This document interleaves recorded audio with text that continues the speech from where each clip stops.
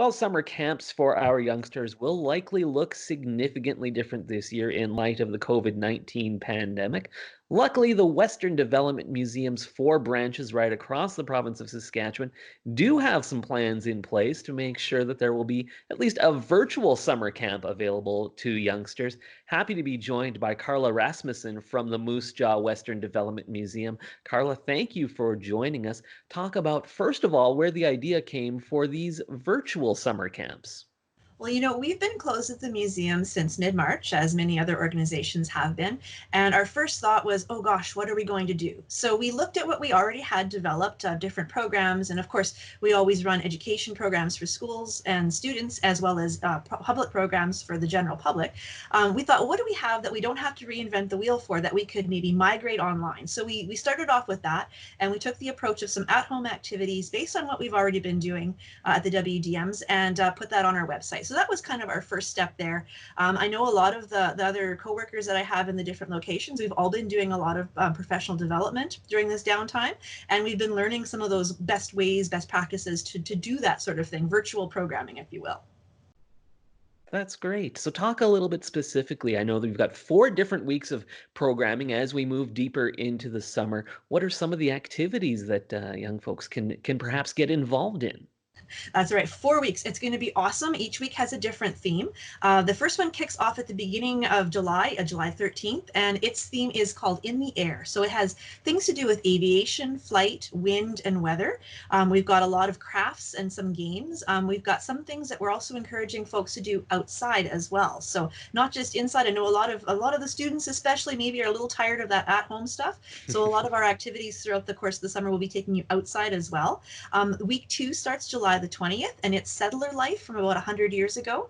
We have some hands-on things. We have some videos of demonstrations as well. These are things that are usually a part of our education programs at our different locations. And the neat thing about these, sometimes they're very location specific. So we have a few demonstrations, let's say in North Battleford, that if you've never been to that location before, you might not get a chance to see. So this is an opportunity to really learn a little bit more about what the different WDMs offer.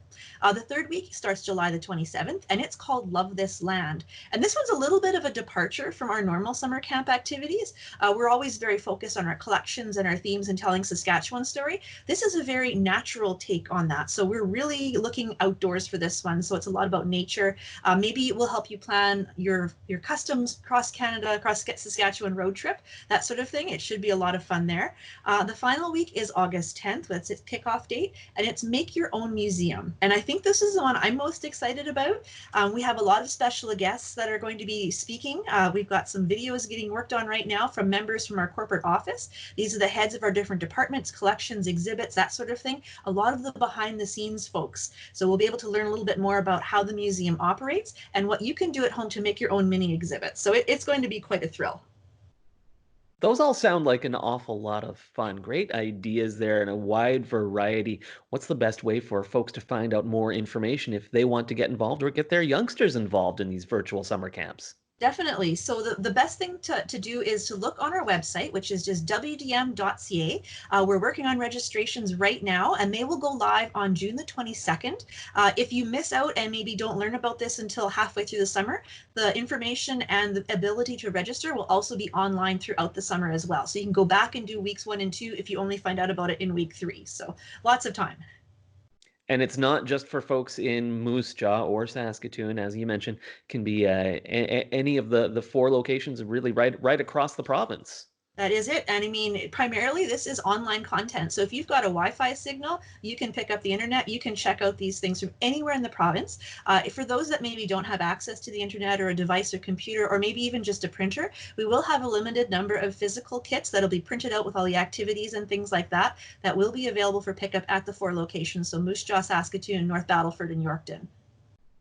That is great. Now, of course, there's a lot of unknowns in terms of moving forward and how the province is gradually reopening. Talk a little bit about specifically at the museum how things have been since you've had to shut down, and do you have a sense of how things might be looking as we move into the future? Definitely, yeah. So museums fall into part two of phase four of the Saskatchewan reopening plan. So we don't have a date for that just yet. However, all this time behind the scenes, we've been working on our reopening strategies, what that might look like. A lot of parts of our museum might be good to go as they are. Some that are hands-on might have to be limited or even shut down temporarily. We're looking at all of those possibilities right now. I do know a lot of our different departments have been doing a lot of those tasks that kind of always get pushed by the wayside.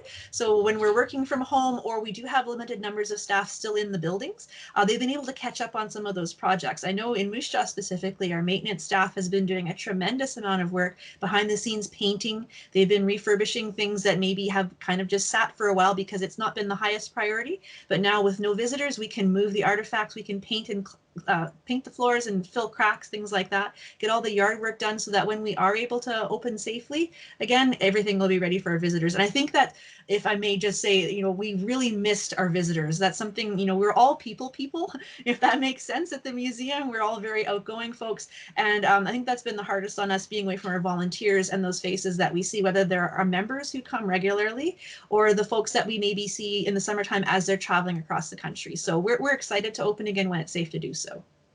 That's great. I know I speak for everyone in the province when I say can't wait to get back into the WDM and see them all polished up after this bit of a break. It's great also, though, that you have these virtual online camps available to help share all of the great things that you folks offer there at the WDM. Thanks so much for chatting with us, Carla. Well, thanks for having me.